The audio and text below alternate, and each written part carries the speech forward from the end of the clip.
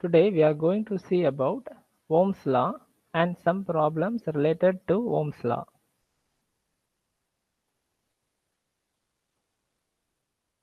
Resistance of conductor. Resistance varies directly as its length L in meter varies. If you see, it is a copper bar or a metal bar where the resistance of the metal bar gets varies with respect to its length. If the length gets decreased, then the resistance of the material decreases. If the length increases, then the resistance also increases. Resistance varies inversely as the cross-sectional area A in meter square varies, whereas in this material, if the cross-sectional area of the material increases, then the resistance gets decreased because the inversely proportional. So cross-sectional area and the resistance value are inversely proportional. So if the area increases, then the resistance get decreased. If the resistance increases, then the area get decreased. It depends on the nature of the material, that is the rho. Rho is the resistivity of the material. Each material has different resistivity and it depends on the nature of the material which is present in our earth. Resistance also depends on the temperature of the conductor. So, if the conductor is heated, then the resistance get decreased, whereas the temperature is cooled or the conductor is cooled, then the resistance get increased. So, the temperature also determines the value of resistance present in the metal. The basic formula is resistance R is equal to rho L divided by A, where rho is the resistivity of the material and L is the length of the material and A is the area of cross section of the material. Ohm's law gives the relationship between the potential difference V, current I, resistance R of a DC circuit. So, on concerning of Ohm's law gives the relationship between the three parameters which are present in a circuit. The main three parameters are the voltage, current, and the resistance in a DC circuit. So, the Ohm's law gives a mathematical relationship between these three parameters. It was discovered by Ohm in the year 1827. Ohm's law states that the current flowing through the electric circuit is directly proportional to the potential difference across the circuit and inversely proportional to the resistance of the circuit, provided the temperature remains constant. So, on reading Ohm's law, you can say the current flowing in a circuit is directly proportional to the potential difference. So, I is directly proportional to V. Okay. For proportionality constant, we need to add I should be equal to V. To remove proportionality constant, we should add a resistance. Okay. So, while removing the proportionality constant, we will be having I is equal to V divided by R. Okay, the Ohm's law stays good when only the temperature of the material remains constant. So only you can use Ohm's law to calculate the resistance of the material. Here, I is the current flowing through the circuit, V is the potential difference across any 2 points in a circuit, and R is the resistance of the conductor. In this figure, you can see a resistance which is having a current flowing through it and it is having a value of I, and the resistance value is R, and the potential difference between the two ends of the resistance is V. So in this time, we can apply Ohm's law to find the value of unknown values. Okay, if V is not known and R and I is known, then you can cross multiply as V is equal to IR, and we can find the unknown values. Limitations of Ohm's law. Ohm's law is not applicable to non-linear devices such as semiconductor devices. So, when you are seeing a semiconductor device, which is nothing but a diode, a MOSFET, a transistor, a triac or diac, or any semiconductor device which is made up of germanium or silicon, in these type of materials, semiconductor device materials, will not be applicable for Ohm's law, because the linear devices such as semiconductor devices will not hold Ohm's law, because their current transformation ratio depends on the majority and minority carriers which are present in the silicon or germanium. So, Ohm's law is applicable only for metal conductors such as copper, iron, gold, aluminum, silver, etc. Okay, Ohm's law can be used only for metals, whereas when you are using Ohm's law to find the resistance value in a semiconductor, it will give you a wrong result. It does not hold good on non-metallic semiconductors such as silicon carbide. Okay, you should not use Ohm's law for non-metallic conductors also, such as silicon carbide. Okay, if you see a battery, the cells which are present in the battery are made of carbide. Okay, carbide or graphite. Okay, for these type of non-metallic semiconductors, Ohm's law will not be applicable. Ohm's law is applicable only when the temperature remains constant. Okay. If the temperature of the material goes on changing, then the Ohm's law is not applicable. Okay, the temperature remains the same, then only you can use Ohm's law to calculate the resistance value and its associated parameters such as voltage or current flowing through the resistance. Otherwise, you cannot use Ohm's law to calculate these values. Resistance in series. Okay, yesterday we have seen something about series and parallel connection of resistance. Now we will be seeing how we can calculate these things accurately. When resistance R1, R2, R3 are joined end on end as in figure, you can see the three resistance R1, R2 and R3 are connected end on end. Okay, one end of the resistance is connected to the other end of the resistance, and the other end of the resistance is connected to the another end of the resistance, and the last two end, that is the R1 end and the R3 end, are connected to a battery source. So this type of connection is known as series connection. The three resistors are said to be connected in series. The equivalent resistance is the sum of all the three resistance. To find the total quantity of resistance present in this complete circuit, we need to add all the three resistances. From the above figure, we can say the current is same through all the resistors. If you see, the current which is flowing in this direction will flow through the resistance R1, and the same current will flow through the resistance R2, and then the same current will flow through the resistance R3, and then it will leave the circuit.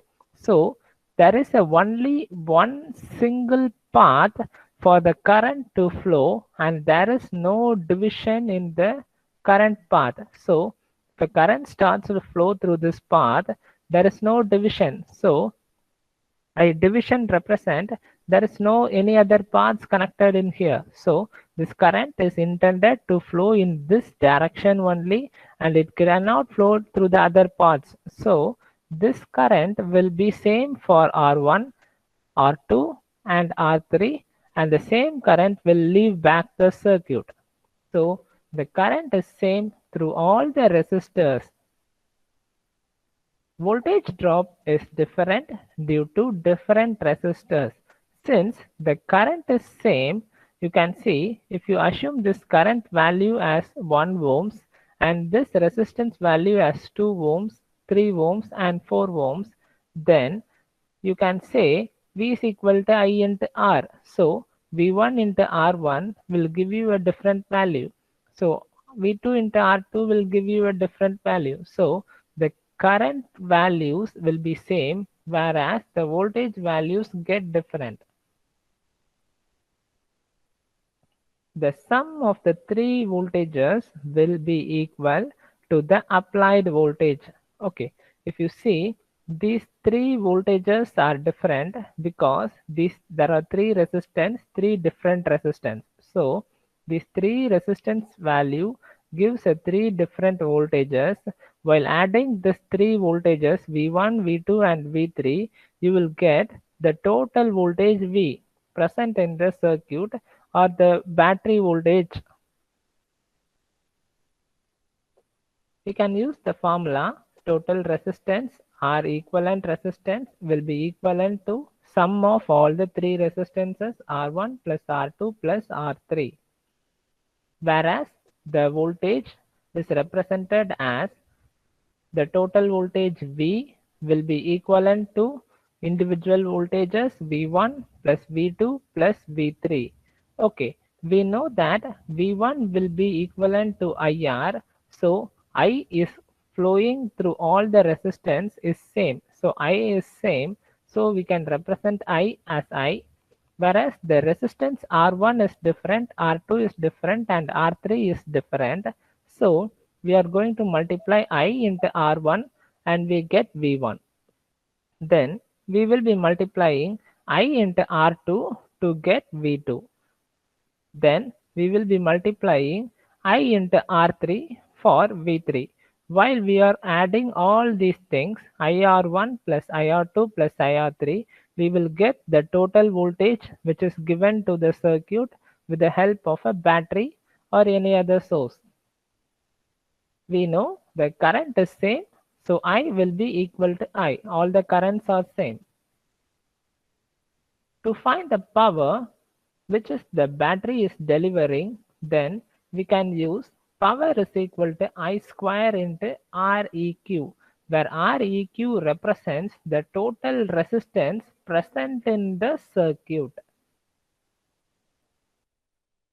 Resistance in parallel. Okay, this is the parallel combination of resistance. When resistance R1, R2, R3 are joined as in figure, then the three resistors are said to be connected in parallel. Okay, how can you see this is a parallel combination?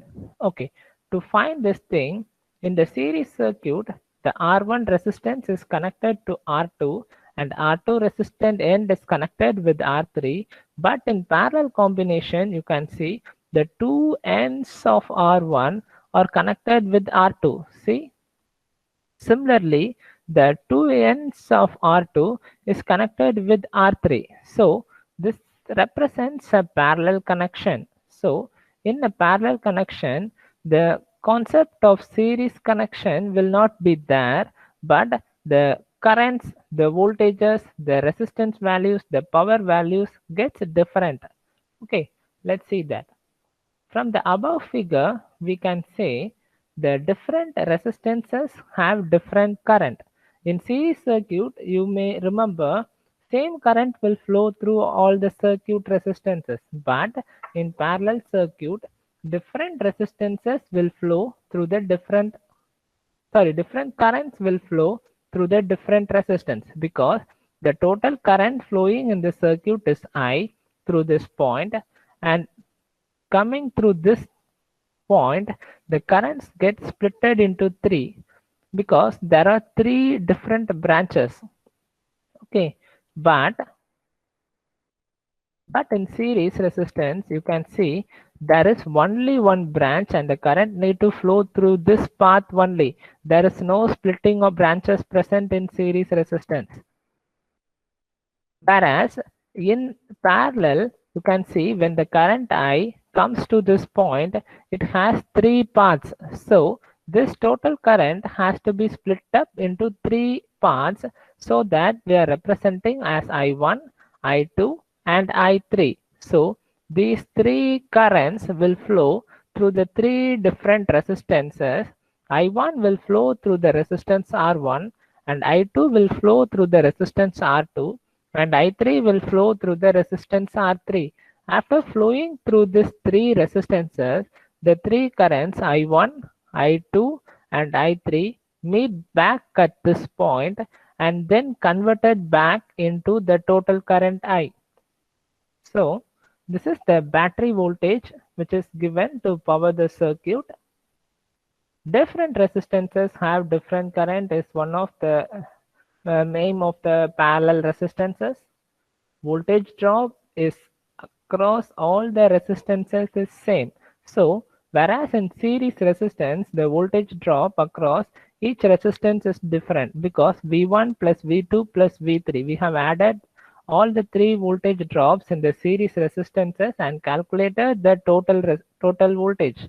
So whereas in parallel resistances, the voltage drop across R1, R2, R3 are same. Sum of three currents will be equal to total current. I already said the total current I1 is gets splitted into three. So I1 will be, the error is rectified.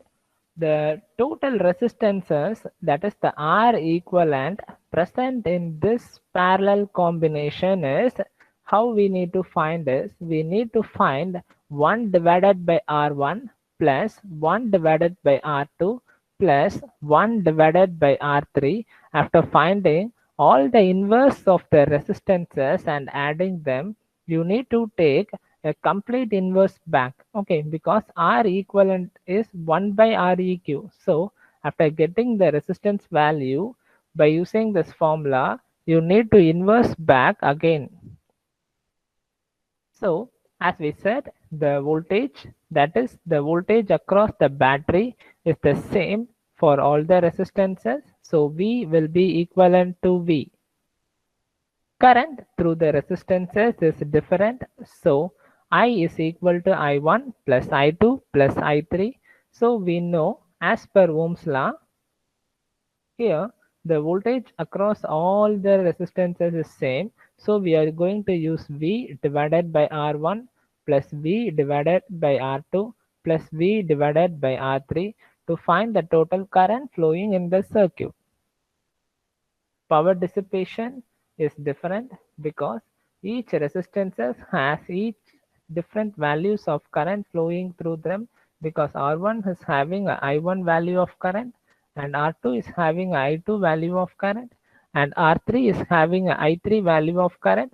So the power dissipation will be I1 square R1 plus I2 square R2 plus I3 square R3. Okay. It's a very small problem over here. A coil consists of 2000 turns of copper wire having a cross-sectional area of 0.8 millimeter square.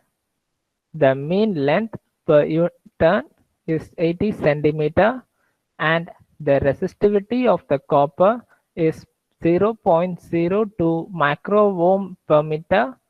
Find the resistance of the coil and power absorbed by the coil when connected across the 110 volt DC supply. So while reading this problem, we can take down and write the given values from the problem. So the given values are length per turn is 80 centimeter. So 80 centimeter can be converted into meter by multiplying 10 power minus 2. So we will get 0.8 meters. Okay, centimeter is converted to meters. Then the number of turns is given as 2000 turns. Then the area of cross section is given as 0.8 millimeter square. So now we are going to convert the millimeter square into meter square. To do so, we can easily make this as multiply with 10 power minus 6 and make the unit as meter square. Okay, so millimeter to centimeter will give you 10 power minus 2, and another centimeter to meter will give you another 10 power minus 2. So both will give you a rating of 10 power minus 6. So the total area of cross section will be 0.8 into 10 power minus 6 meter square. Then the voltage rating is 110 volt. So now we have all the required values. Then we can use the formula R is equal to rho L by A, and to find the power we can use the formula P is equal to V square by R. So by substituting these formulas, then we can find the result directly. So the total length will be equivalent to length per turn into number of turns. So we know length per turn is 0.8 meter and the number of turn is 2000 turns. So the total turns will be length per turn into number of turns. So 0.8 into 2000 will be giving you a value of 1600 meters. Okay, then the resistance value R is given by rho L by A. So the resistivity is given as 0.02 into 10 power minus 6, and the length you have find already, which is 1600 meter, and the area is nothing but 0.8 into 10 power minus 6. So on substituting these values, we will give the resistance of 40 ohms. Then we are going to find the power absorbed by the resistances. So to find this thing, we have a formula P is equal to VI. You all know P will be equal to V into I. Okay, so we know I is equal to V by R. Okay, we are going to substitute here. Then V into V by R. Okay, this will give you V square by R. So by using this formula, we can easily calculate, which is V square is 110 volt, which is given here. Volt is 110 volt, and you have find the resistance is 40 ohm. And substituting this value, you can get the power observed is 302.5 watts. Okay, if you have any doubts, you can ask now. Okay, in this slide, we are going to calculate and verify how the series resistance is, how or what are the things are over there. Okay, you can have the same figure. Okay, I am going to give R1 is 1 ohm, R2 is equal to 2 ohm, and R3 is equal to 3 ohm, and the voltage is 6 volt. Okay, now we are going to find what are the values present. Okay, how will you find the equivalent resistance Req? How will you find Req? We need to add R1 plus R2 plus R3. Okay, what is the value we will get? 1 plus 2 plus 3. Okay, 5 plus 1, which is 6 ohms. Okay, the total resistance which is present in the series circuit is nothing but 6 ohms. Okay, okay. Then how will you find the current flowing in it? Total current. This is the total current I. How will you find the current? I is equal to V divided by R E Q. Okay, so V is nothing but we are having 6 volt. The current, the total resistance Req is 6 ohms. Then what will we have? 1 ampere of current is flowing through the resistances. Okay, then how will you find the power? How will you find the power? How will you find the power? P is equal to V into I. Okay, what will be the V? V is 6 volt. I is 1 ampere. Then the total power is 6 watts. Okay. Okay, then you need to find the power dissipation. Okay, power dissipation of R1 resistance. How will you find this thing? How will you find the power dissipation of a resistance? The total power, okay, the total power delivered by the battery source is 6 watts. Okay, now you are going to find PR1, that is the power dissipation across the resistance R1 alone. How will you find it? How will you find it? Easy way. Just nothing but I square into R1. Okay, you know the I value is constant because a single value of I is flowing through all the resistances. So I is nothing but 1 ohm, whereas resistance, what is the resistance value R1, which is 1 ohm, 1 square into 1, which is nothing but 1 watts. Okay, what is the value of PR2? What is the value of PR2, which is nothing but I square into R2. Okay, which is nothing but 1 square into 2 ohm, which is nothing but 2 watts. Okay, what is the value of PR3? I square into R3. Okay, which will give you value of 1 square into 3 ohms. Okay, then what will be the value? 3 watts. Okay, the total power dissipation is 6 watts. Okay, individual power dissipation in R1 resistance is 1 watt. Individual power dissipation in R2 resistance is 2 watt. Whereas individual power dissipation in R3 resistance is 3 watts. Okay, while we are adding all these things, you will get 6 watts, which is nothing but the power dissipation, the total power dissipation. Okay, next we will find the voltage. Okay,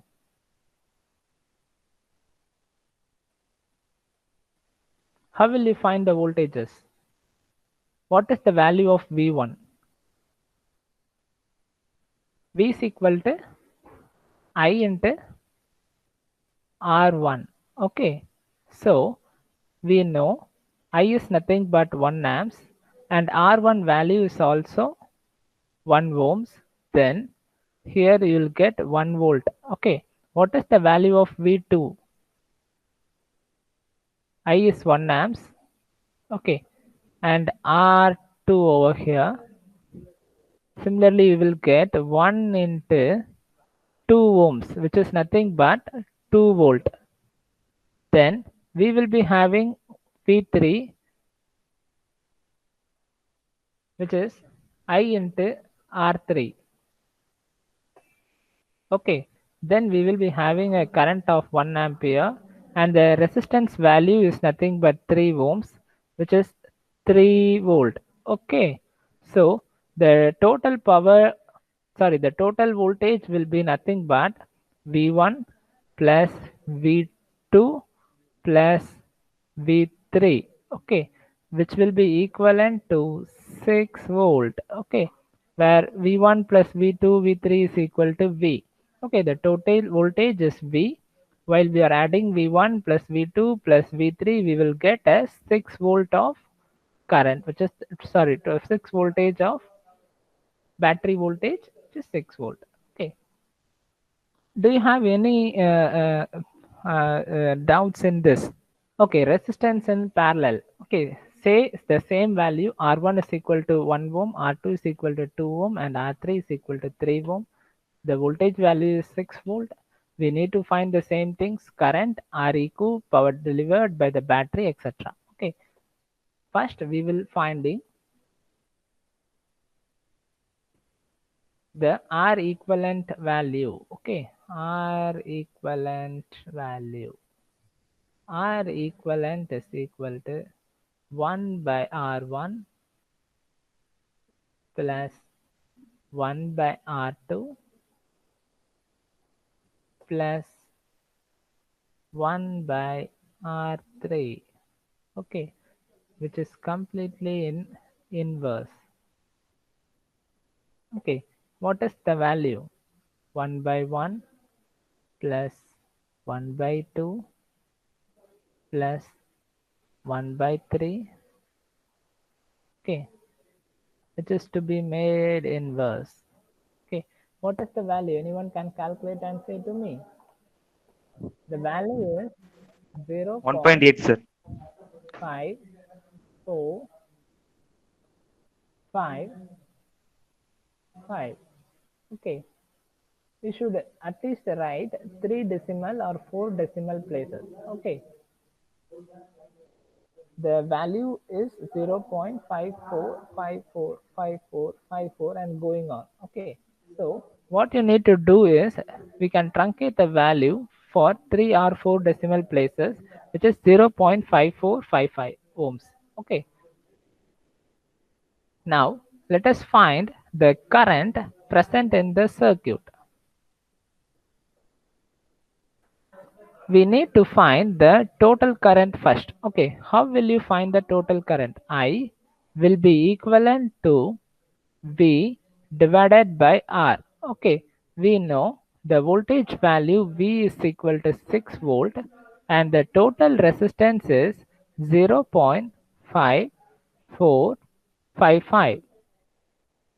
So please divide the value and say 10.99. Sir, 10.99. Okay, 999. Okay, what we can approximate is it is 11 amperes. Okay, okay, then we need to find how much value of current which are separated by I1, I2 and I3. How will you find these things? How will you find these things? How will you find I1 current? How will you find I1 current? Do anyone remember the formula I1? I1 will be equivalent to V divided by R1. That's all. Okay. We find the value. V is nothing but 6 volt. R1 is nothing but 1 ohm, which is nothing but how much? 6 amps. Okay. What is I2? I2 will be equivalent to 3. V divided by R2. Okay, it is nothing but 6 divided by 2 is nothing but 3. Okay, then I3. I3 is nothing but V 2, divided sir. by R3. Okay, then we will get 6 divided by 3 is equal to 6. Okay, the total current, you know, what is the total current? I is equal to I1 plus I2 plus I3. Okay, so I1 is 6 plus 3 plus 2. What is the value?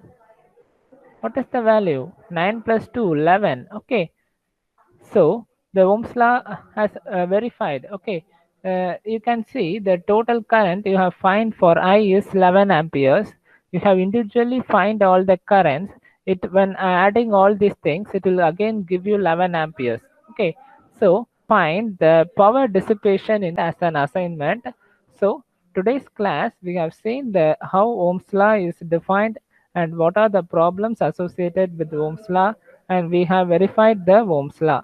Thank you.